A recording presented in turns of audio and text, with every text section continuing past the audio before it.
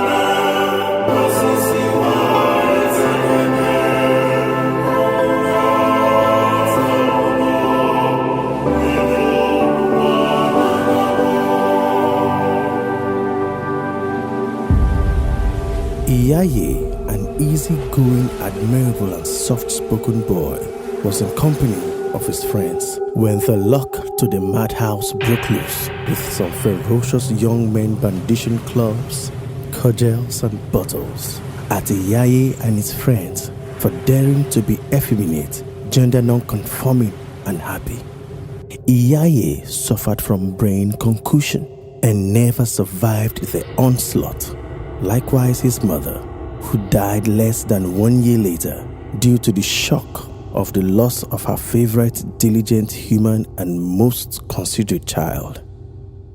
Iyaye's death is one out of many of the deaths occasioned by the presence of draconian laws. It is one out of the countless injuries, assaults and maiming of persons based on personal perceptions. It is one out of the conspiracies of state actors who elect to be silent as they watch innocent persons die for sake of being different. The inaction of the state that further fuels stigma, discrimination and assaults on persons who stand condemned for sake of their personal differences.